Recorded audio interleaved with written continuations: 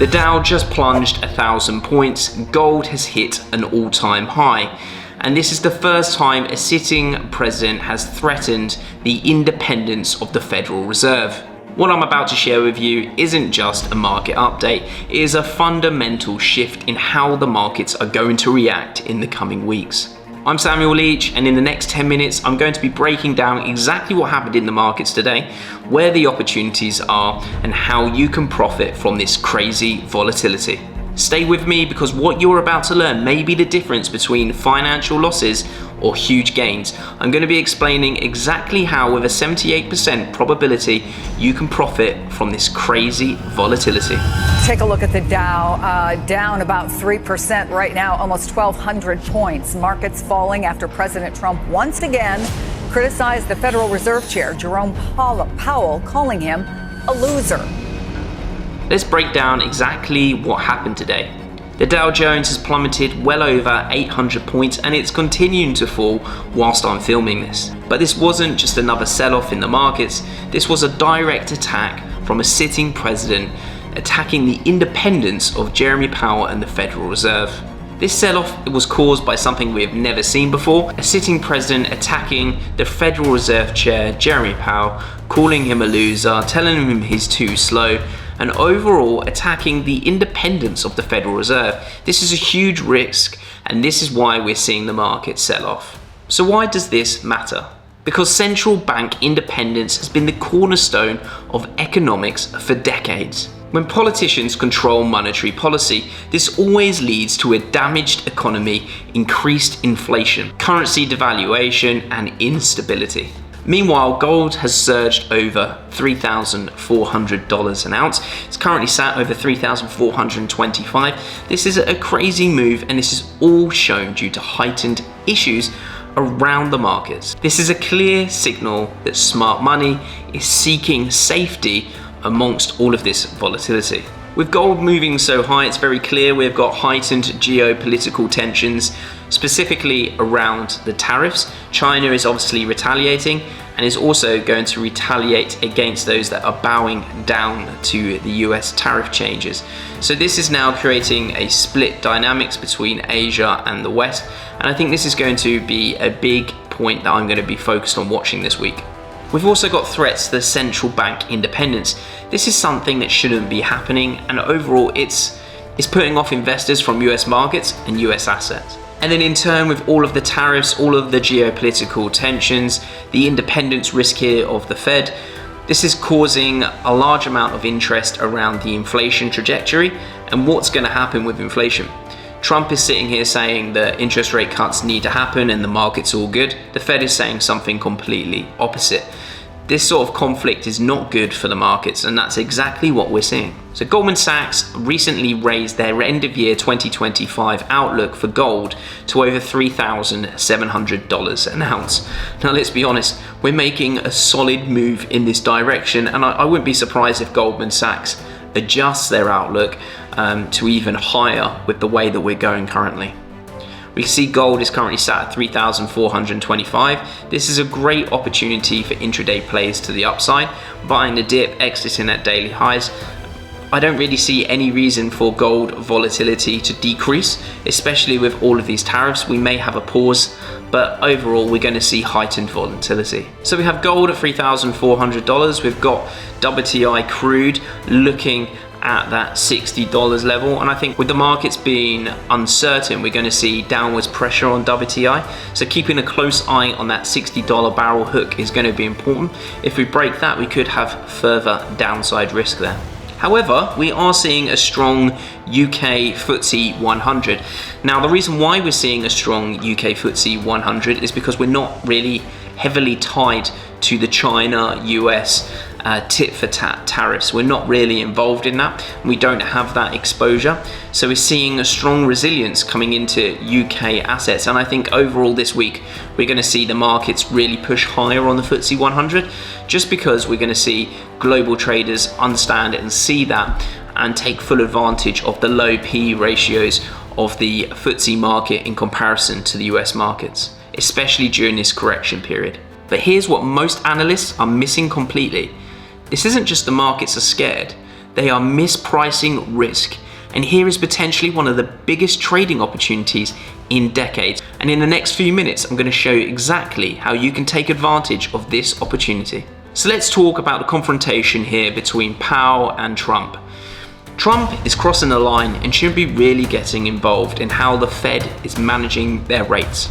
Trump is pressuring Powell to make cuts immediately, claiming there is virtually no inflation, despite data showing core inflation above that 2% level. Powell's responded saying that the independence is a matter of law and not for Trump to be getting involved in this, regardless whether or not he's asking Powell to step down. So overall, there's lots of different scenarios here that could play out, but there's a standoff here that creates different opportunities. We could see Jeremy Powell could end up bowing down and cutting interest rates. This is actually a huge risk for the markets because overall this could create long-term inflation, and overall, how is that viewed if a president can put pressure on the Fed to actually cut rates? Secondly, Jeremy Powell could hold firm, which would lead to a heightened volatility within the markets, and overall this is something that I anticipate will happen. He should keep his independence. However, the most vital one to watch out for is if Jeremy Powell actually resigns or is removed. If this happens, there will be huge volatility within the markets, and the whole crisis around how the Fed is supposed to be independent from politics. Undermining the Fed's independence is a threat to the entire financial system, and if this scenario happens, then we will see the market sell off. All of this is going to be pointing to the VIX and the volatility outlook, of which I'm going to be talking about in just a few minutes. So then let's add in the tariff with China. The tariff war is adding further volatility to the markets with simply countermeasures from both sides. Trump's 145% tariffs on Chinese goods has been met again by China retaliating with 125% on US goods. And the big mic drop here is that Trump has hinted at further semiconductor tariffs, which could be a huge shock to the tech stocks. And if this happens again, this is all leading towards heightened volatility, further tech sell-offs, and overall a big opportunity within the volatility index. If the tech stocks haven't taken a big hit already this year, we've got Alphabet down over 20% year to date. We've got Tesla down over 40%. I mean, these are some big moves on the tech stocks that have been doing absolutely fantastic prior to all of these tariffs coming into play. Is this an overreaction in the markets? I don't think so. I think these sell-offs are a little bit dramatic, but overall investors and traders are looking at the unpredictability of what comes next. Trump is very much on the front foot here on tariffs, and I don't see him backing down anytime soon. And this week we've got some great economic releases that we need to be focused on, because we're going to see if these tariffs have had real impact on the current economic environment. So that is going to be the first thing to watch out for this week. And this is going to make up our minds whether or not the markets are going to accelerate the sell-off or completely reverse. First of all, we've got Wednesday's PMI. This is going to be a big news release that we need to watch, and really a first indication for us. This is going to show us whether political uncertainty is affecting the overall economy. It's going to show us whether or not it's affecting business sentiment. If manufacturing PMI stays below 50, we could expect another leg lower, and we could see this market sell off even further. Secondly, on Thursday, we also want to be watching durable goods order. This is going to be another look into America corporate confidence, and we're going to see a good insight here into how that's potentially going to affect the markets as well. So keep that in mind. That's on Thursday. And then thirdly, we're going to be looking at the UK on Friday. We're going to be looking at retail sales and whether or not these tariffs, the fallout of geopolitical tensions, has reached the UK. It's been very resilient at this moment in time, but has this affected retail sales? I mean, the UK economy has got its own problems going on internally rather than geopolitically. So let's see if retail sales is going to take a knock there as well, and that will potentially affect the FTSE 100. So my prediction here, if PMI on Wednesday fails and it disappoints, we could see a further 3 to 5% downside in the US indices. This is a big market movement and something to keep your eyes on. So keep an eye on that on Wednesday. And now I'm going to show you exactly what you could do by taking advantage of this volatility. What if I told you there is a way to profit regardless of the market direction, and these opportunities do not come around frequently? It's only with heightened volatility do we get an opportunity like we do right now. So let me just explain this exactly how you can take advantage of this current market environment. So what is the VIX, the volatility index? It's an important measure of the volatility for the S&P 500 index. They're not directly correlated, it's just a prediction of where they believe the future will be for the S&P. Historically, it was always used as a hedging tool, but now you can really take advantage of taking this from a speculation point of view and profiting from the moves that we can see on the VIX. The reversion to mean on these sort of moves is absolutely huge.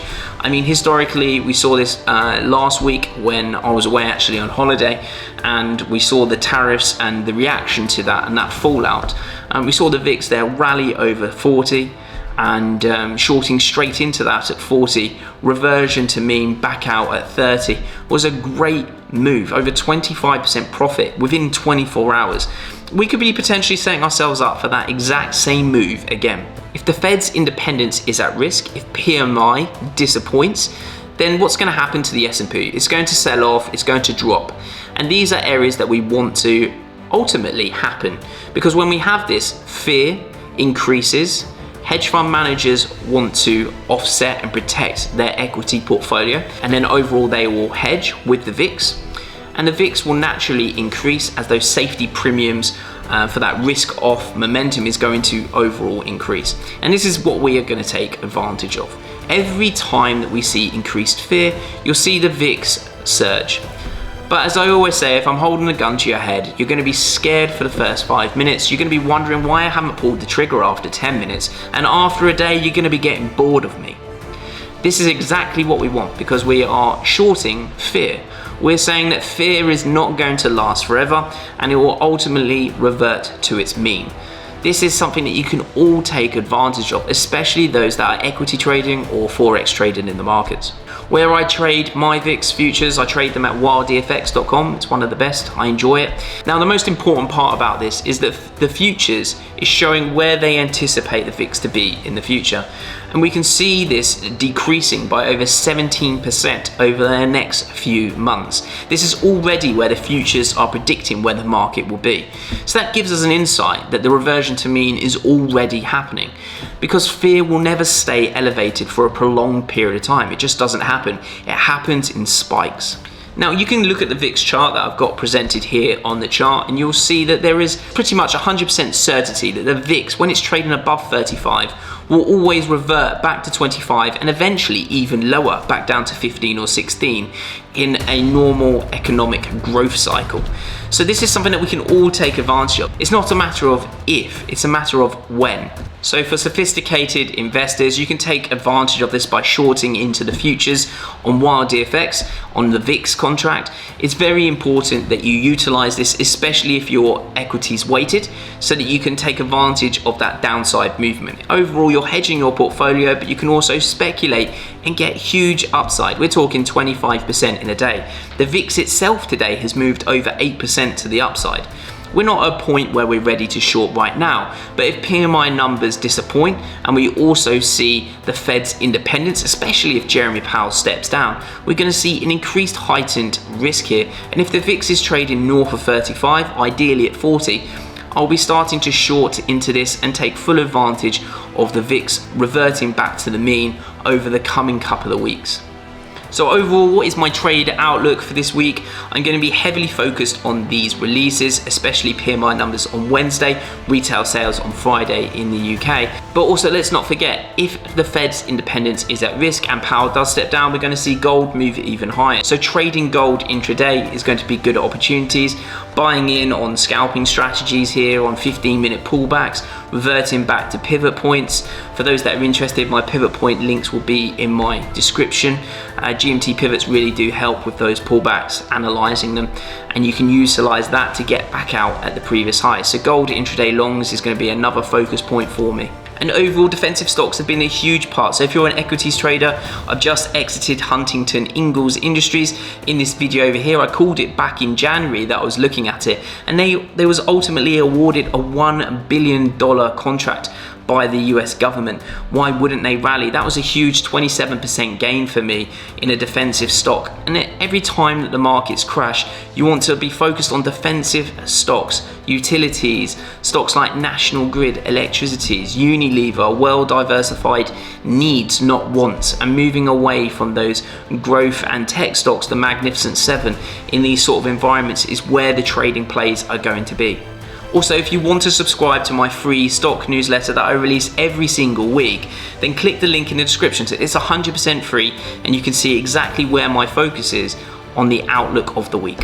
So overall, what are my plays this week? Again, event driven, focus on those PMI numbers, the retail sales numbers, gold intraday plays to the upside on pullbacks, back to UK pivot points, back to S1s, S2s, targeting daily highs, exiting those gold positions. If numbers disappoint from PMI, I'm going to be looking at the volatility index and looking at taking short positions north of 35 to 40. Keep a close eye on that. These are areas that we really want to focus on, and obviously the trade tensions. If we see any further news around tariffs, around the semiconductors, then that's also going to add heightened volatility. This is probably one of the biggest opportunities that you've got, is trading on the VIX futures. If you've got no idea how to trade on the VIX futures, I'll link my VIX course below. It's not expensive, and then you can take full advantage of this current market outlook video. Overall, guys, I'm going to be bringing you more videos about what my market outlook is every single week on YouTube. So make sure you hit that like, hit that subscribe, and get in the comments with where your focus point is this week in the markets. Take care, guys, and I'll see you all in the next video.